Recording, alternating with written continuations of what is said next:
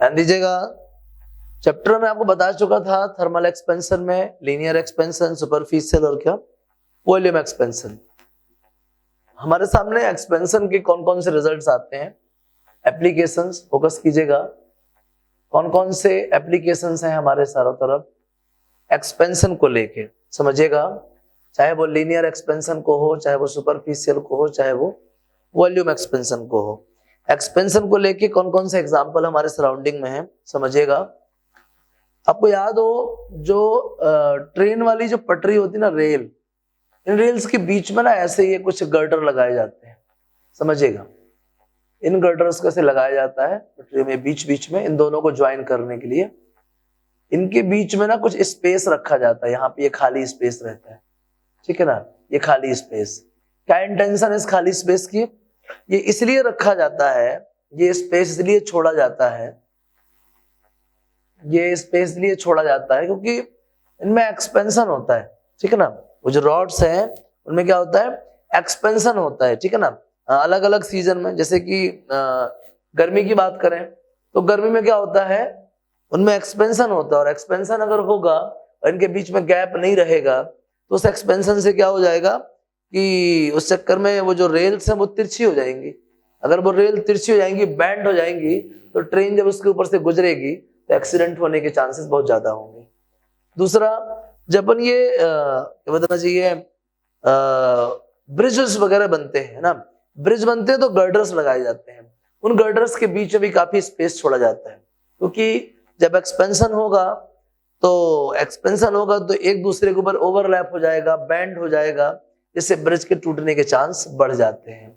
तो ब्रिजेस में गर्डर्स के बीच में क्या है, स्पेस छोड़ा जाता है, समझिएगा बात को।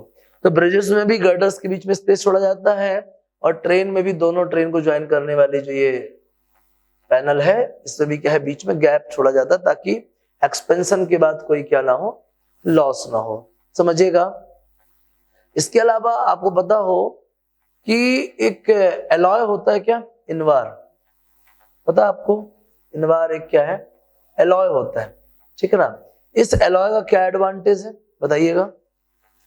एक इनवार एलॉय होता है, ठीक है, इस एलॉय को हम यूज करते हैं एक्सपेंशन के ही मामले में, ठीक है ना, क्योंकि अलग अलग सीजन में क्या होता है, अलग अलग एक्सपेंशन देखने को मिलता है, ठीक है ना। अलग अलग सीजन में क्या देखने को मिलता है, अलग अलग एक्सपेंशन देखने को मिलता है। तो इस इनवार एलॉय को हम रखते हैं काहे के लिए, पेंडुलम में, पेंडुलम क्लॉक के लिए जो पेंडुलम बनाते हैं ना, जो पेंडुलम बनता है उस पेंडुलम में कौन सी वायर यूज करते हैं, इनवार वायर यूज करते हैं। इनवार एक एलॉय है, ठीक है ना। इससे क्या फायदा है, क्योंकि देखिए अगर ये पेंडुलम है, अगर इसका कोई पर्टिकुलर लेंथ है, तो अपन ये क्या है, फिक्स टाइम में फिक्स डिस्टेंस ट्रेवल करेगी। ये यूं कहे कि 1 घंटे में कितने 60 रेवोल्यूशंस करेगी, लेकिन जब इसकी लंबाई बढ़ जाएगी तो शायद ये 54 कर पाए, है ना, या घट जाएगी तो शायद ये 65 करने लगे। तो कहने का मतलब है, अगर इसमें स्ट्रिंग में एक्सटेंशन होती है, स्ट्रिंग में कॉन्ट्रैक्शन होती है, तो एक्सपेंशन और कॉन्ट्रैक्शन की वजह से इसका टाइम पीरियड बढ़ जाएगा, और एक ऑसिलेशन पूरा करने में ज्यादा टाइम लेगी। मतलब कि 1 घंटे में शायद कितने ऑसिलेशन हो पाएंगे, 54 ही हो एक्सपेंशन के केस में, और कॉन्ट्रैक्शन के केस में कितने आएंगे, 65, जिससे अलग अलग सीजन में घड़ी अलग अलग टाइम बताएगी। तो अगर हम करेक्ट टाइम देखना चाहते हैं तो हम ऐसा स्ट्रिंग यूज करेंगे जिसका टेम्परेचर कॉफिशिएंट बहुत कम हो, या कॉफिशिएंट ऑफ थर्मल एक्सपेंशन बहुत कम हो। तो इनवार जो एलॉय है, इसका अगर अपन वायर जो है तो किस में यूज करेंगे, पेंडुलम में यूज करेंगे, तो क्या होगा, क्या होगा बताइए। इस केस में जो टाइम पीरियड है पेंडुलम का वो बैलेंस रहेगा, और एक्सपेंशन और कॉन्ट्रैक्शन के चांसेस बहुत ही कम है, जिससे आप एक करेक्ट टाइम पीरियड कर पाएंगे, मेजर कर पाएंगे, करेक्ट टाइम के कर पाएंगे, सपोर्ट से ले पाएंगे, डिवाइस से ले पाएंगे। आया समझ में। और सुनिएगा, तो गर्डर्स वाली बात और आपका ये ट्रेन वाली बात आगे समझिएगा। और एक्सपेंशन कहां देखने को मिलता है, महसूस कीजिएगा। जैसे कि मैं बताऊं आपको कि आपने देखा होगा ना, वो कांच वाली एक बॉटल, उसे अपन ढक्कन लगा देते हैं कॉर्क टाइप का। अब यहाँ पे कॉर्क का एक ढक्कन यहाँ फंसा रहता है, एकदम एकदम बिल्कुल हार्ड टाइप का, ठीक है ना। ये ऑलरेडी इनिशियली बहुत बहुत स्ट्रांगली क्या है, फिक्स्ड है। तो करेंगे क्या, यहाँ पे थोड़ा सा बाहर से इसको ना हीट प्रोवाइड करेंगे, थोड़ा वार्म करेंगे। जैसे ही थोड़ा सा वार्म होगा तो ये इसमें एक्सपेंशन हो जाएगा, इसमें एक्सपेंशन हो जाएगा इस नेक में, जिससे हम इस ढक्कन को आसानी से बाहर निकाल सकते हैं। ये भी क्या है, थर्मल एक्सपेंशन का ही एग्जांपल है, ठीक है ना।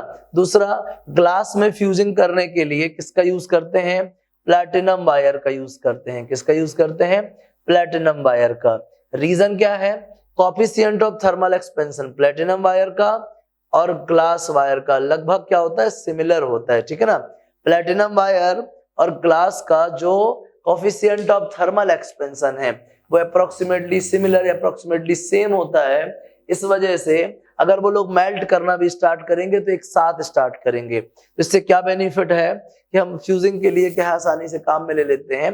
अगर मेल्ट होगा तो दोनों होंगे, नहीं तो कोई नहीं होगा, कोई पहले स्टार्ट नहीं करेगा, दोनों साथ में स्टार्ट करेंगे क्योंकि दोनों का कोएफिशिएंट ऑफ थर्मल एक्सपेंशन क्या है, सेम। तो इस टाइप के बहुत सारे आपके आसपास क्या देखने को मिलते हैं जो किस पे बेस्ड होते हैं, थर्मल एक्सपेंशन पे। आ गया समझ में, चलिए तो ये नोट कर लीजिए, करना हो तो। कोई मुश्किल है बताइए, पूछना चाहते हैं आप, बताए इसको, बता दें। चलिए आगे समझिएगा। इससे मैं एक चीज बताऊं, लिक्विड में थर्मल एक्सपेंशन कैसे होता है ना, thermal expansion in liquid, thermal expansion, बात को समझिएगा। जैसे कि मैं बताऊं, अगर मेरे पास कोई कंटेनर है, समझिएगा, इस कंटेनर में ना फ्लूइड भरा हुआ है। क्या भरा हुआ है, फ्लूइड। अगर ना मैं इस फ्लूइड को हीट देता हूं, ठीक है, क्या देता हूं मैं, हीट प्रोवाइड करता हूं इस फ्लूइड को। तो जब मैं इस फ्लूइड को हीट प्रोवाइड करूंगा तो मटेरियल में तो एक्सपेंशन होगा ही, साथ ही साथ उस कंटेनर में भी एक्सपेंशन होगा जिसमें मटेरियल भरा हुआ है। इस लिक्विड में तो आप एक्सपेंशन देखोगे ही, साथ ही साथ ये एक्सपेंशन कहां देखने को मिलेगा आपको, इस बर्तन में, इस कंटेनर में, समझिएगा बात को। तो कंटेनर में जब एक्सपेंशन देखने को मिलना है तो उस एक्सपेंशन को हम बोलते हैं एपरेंट एक्सपेंशन। क्या बोलते हैं, एपरेंट एक्सपेंशन।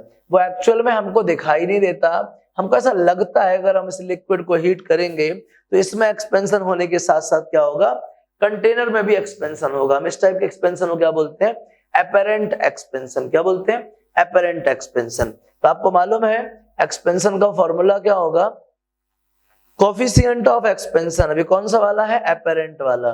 क्या होगा, apparent change in volume, apparent change in volume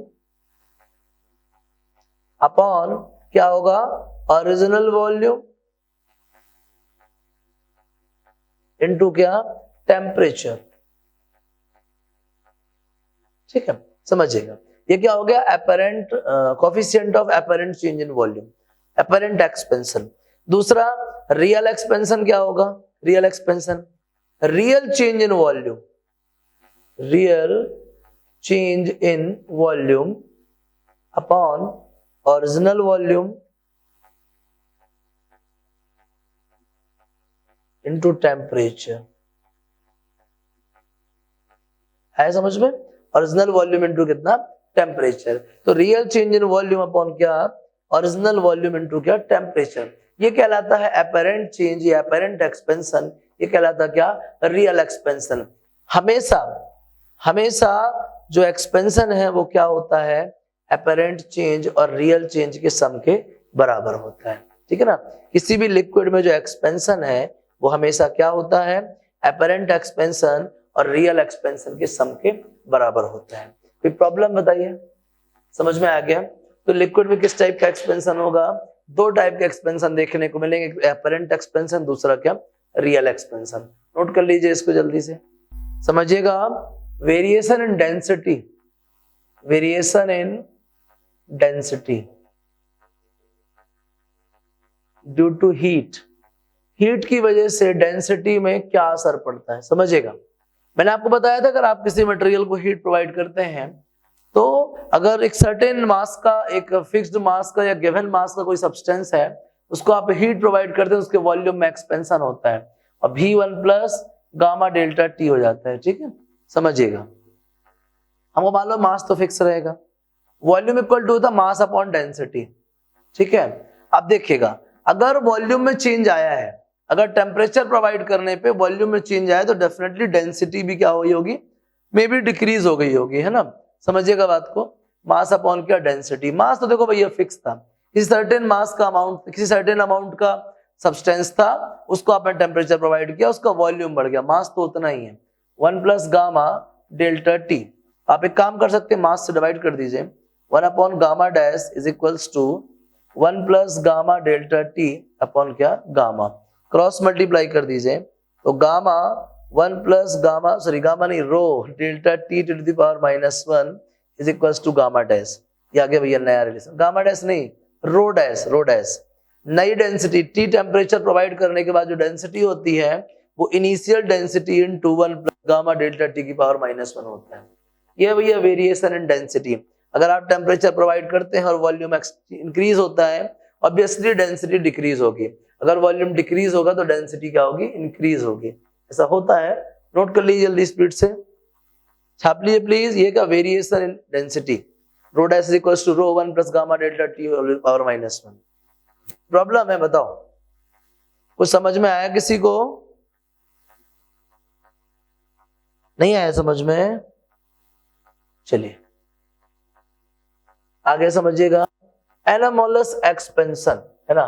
anomalous expansion वो है जहां पे एक्सपेंशन का कोई धर्म नहीं है, कब इंक्रीज होने लग जाए कब डिक्रीज होने लग जाए ऐसा कुछ है नहीं।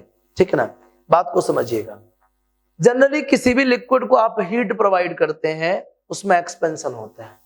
जनरली किसी भी लिक्विड को अगर आप हीट प्रोवाइड करते हैं उसमें एक्सपेंशन होता है, उसका वॉल्यूम इंक्रीज होता है। जनरली ऐसा होता है, किसी भी लिक्विड को आप हीट दीजिए उसका वॉल्यूम इंक्रीज होगा। क्या होगा, वॉल्यूम इंक्रीज होगा, उसमें एक्सपेंशन होता है। लेकिन वाटर के साथ थोड़ा सा डिफरेंट कहानी है। वाटर की बात समझिएगा, आपने 0 डिग्री सेल्सियस से टेम्परेचर देना स्टार्ट किया, कब तक दिया, 4 डिग्री सेल्सियस तक। आप क्या सोचते हो, 0 डिग्री सेल्सियस से मैंने हीट देना स्टार्ट किया है 4 डिग्री सेल्सियस तक, क्या सोचते हो क्या हुआ होगा, बताइए वॉल्यूम के साथ क्या हुआ होगा? अगर हमने सब्सटेंस को टेम्परेचर प्रोवाइड किया, वाटर को टेम्परेचर प्रोवाइड करा, तो क्या हुआ होगा जल्दी बताओ? वॉल्यूम में आपने क्या चेंजेस देखे होंगे? वॉल्यूम इंक्रीज होगा, है ना। आपके हिसाब से वॉल्यूम इंक्रीज होगा, मतलब डेंसिटी डिक्रीज होगी, है ना। और कोई बताएगा? 0 डिग्री से 4 डिग्री सेल्सियस तक हमने किसी वाटर को हीट प्रोवाइड करी, क्या होगा जल्दी बताओ? एक्सपेंशन होगा, कंट्रैक्शन होगा, होगा क्यों होगा, बताइए जल्दी स्पीड से। होगा क्या, बताओ क्या होगा, बोलिएगा स्पीड से।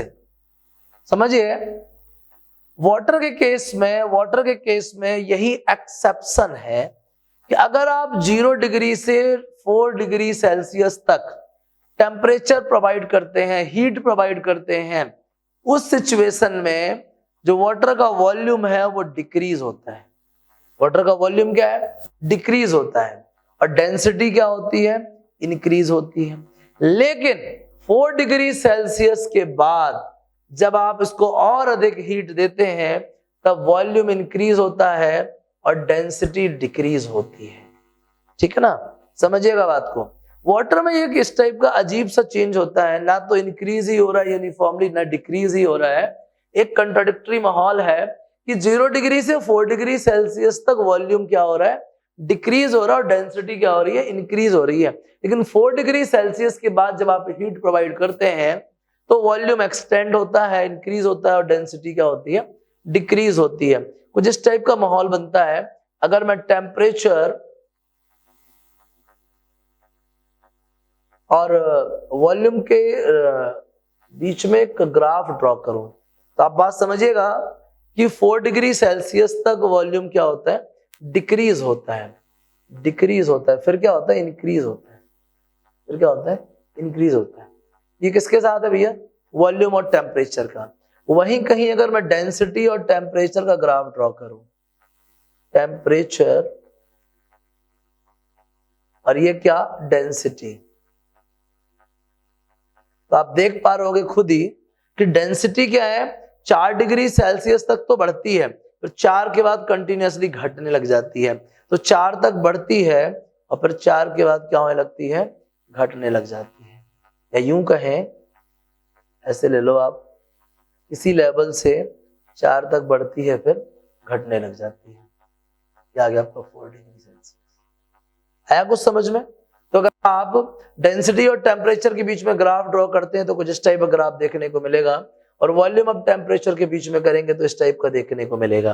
तो क्या बोला, 0 से लेके 4 डिग्री सेल्सियस तक वॉल्यूम डिक्रीज होता है और डेंसिटी इंक्रीज होती है, और 4 डिग्री सेल्सियस के बाद वॉल्यूम डिक्रीज होना स्टार्ट हो जाता है, वॉल्यूम इंक्रीज होना स्टार्ट हो जाता है और डेंसिटी डिक्रीज होना स्टार्ट हो जाती है।